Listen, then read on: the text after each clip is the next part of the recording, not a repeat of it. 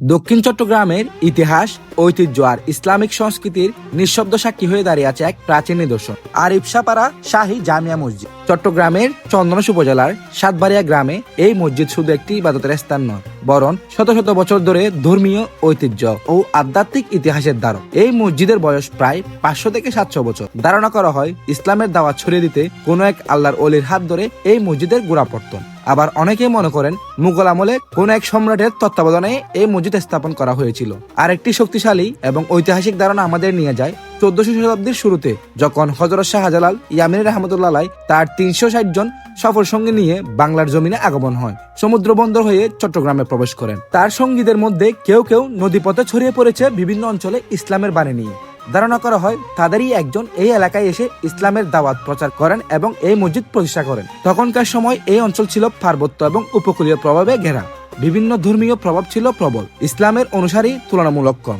এমন পরিবেশে এই মসজিদ ছিল আলোর দিশারি, ইসলামের শিক্ষা এবং প্রাথমিক কেন্দ্র। ইতিহাস ধারাবাহিকতায় জানা যায় বহু আল্লাহর অলি ও বুজুর্গ এই মসজিদের ইমামতি এবং খেতাবত করেছেন। আজ থেকে 250 বছর পূর্বে 17 শতাব্দীতে সাতবাড়িয়ার 7 জমিদারের এক জমিদার আরিফ শাহ, অর্থাৎ যার নামে এই পাড়া এবং এই মসজিদ, তার দাওয়াতে সাতবাড়িয়া হাফেজনগর দরবার শরীফের প্রতিষ্ঠাতা আশরাফুল আউলিয়া হযরতুল আল্লামা গাউসে জামান আলহাজ হাফেজ কারি শাহ সুফি সৈয়দ ফজলুর রহমান আল হাফেজ নগরী রহমতুল্লাহ আলাইহির দাদা আওলাদে রসুল সৈয়দ আসাদুল্লাহ রহমতুল্লাহ আলাইহি এই মসজিদের খেতাবত করেছেন এবং এই এলাকায় এসে বসতি স্থাপন করেছেন বলে জানা যায়। তবে দুঃখের বিষয়, এত ঐতিহ্য থাকা সত্ত্বেও এই মসজিদের সঠিক প্রতিষ্ঠা সাল এবং প্রতিষ্ঠার নির্ভরযোগ্য লিখিত তথ্য আজও পাওয়া যায়নি। ইতিহাস এখন স্মৃতির বাজে মুখে মুখে বেঁচে আছে। সময় বদলায় কিন্তু মসজিদের গুরুত্ব কমেনি, বরং বেড়েছে। সম্প্রতি এই মসজিদটি পুনর্নির্মাণ করে একে দেওয়া হয়েছে দৃষ্টিনন্দন রূপ। দূর থেকে চোখে পড়ে সোনালী গম্বুজ আর তার পাশে দাঁড়িয়ে থাকা সুউচ্চ মিনার, যা মসজিদের সৌন্দর্যকে দিয়েছে রাজকীয় ভাব। 3 তলা বিশিষ্ট এই মসজিদ একসাথে কয়েক হাজার মুসল্লি নামাজ আদায় করতে পারে। ভেতরে প্রবেশ করলেই এক ধরনের প্রশান্তি অনুভব হয়। দেওয়াল জুড়ে নান্দনিক কারুকাজ, গম্বুজের চারপাশে খোদাই করা পবিত্র কোরআনের আয়াত, আলোকসজ্জা সব মিলিয়ে পরিবেশ হয়ে উঠেছে আধ্যাত্মিক ও মনোমুগ্ধকর। মিম্বর, দেওয়াল, মেঝে সবকিছুতে রয়েছে শিল্পী সমৃদ্ধির ছোঁয়া। উপরের বারান্দা থেকে চারপাশের পুরো এলাকা দেখা যায়, যা মসজিদের অবস্থানকে আরো মনোরম করে তুলেছে।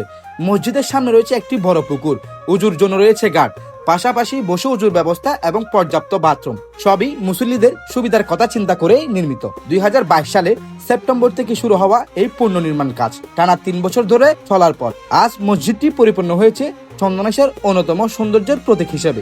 মসজিদের পাশে রয়েছে একটি কবরস্থান, সেখানে শাহিত আছেন একজন আল্লাহর ওলি হযরত উসমান শাহ রহমতুল্লাহ আলাইহি, যিনি উসমান ফকির নামে পরিচিত। তার মাজার 100 বছরের বেশি পুরনো বলে জানা যায়। প্রতি বছর 10 অগ্রহায়ণ 25 নভেম্বর তার উরুস শরীফ পালন করা হয়। মসজিদের অপর পাশে রয়েছে ফুরখানিয়া মাদ্রাসা, হেফজখানা ও এতিমখানা, যা স্থানটিকে শুধু ইবাদতের কেন্দ্র নয়, বরং একটি পূর্ণাঙ্গ ইসলামিক শিক্ষা কেন্দ্র হিসেবে প্রতিষ্ঠাতা করেছেন। চলুন এই ঐতিহাসিক মসজিদে আসতে হলে আপনার কেমনে আসতে হবে তা জানিয়ে দিব। চট্টগ্রাম কক্সবাজার ধরে আপনার প্রথমে চলে আসতে হবে চন্দনাইশ বাগিচার হাট। সেখান থেকে সিএনজি করে চলে আসবেন নাজিরহাট। নাজিরহাট থেকে রিকশায় বলবেন আরিফশাপাড়া শাহ জামিয়া মসজিদ যাব, সেখানে পৌঁছিয়ে দিবে আপনাকে। ইতিহাস, আধ্যাত্মিকতা আর নান্দনিক স্থাপত্যের সব মিলিয়ে আরিফশাপাড়া শাহী জামিয়া মসজিদ শুধু একটি মসজিদ নয়, দক্ষিণ চট্টগ্রামের ইসলামের ঐতিহ্যের এক জীবন্ত দলিল। আপনাদের যদি আমার এই ভিডিও ভালো লেগে থাকে তাহলে অবশ্যই লাইক, কমেন্ট, শেয়ার করে পাশে থাকবেন। আর আপনার আশেপাশে এমন ঐতিহাসিক মসজিদ থাকলে তা কমেন্টস করে জানাবেন, সেখানে গিয়ে তা তুলে ধরার চেষ্টা করব। ধন্যবাদ সকলকে।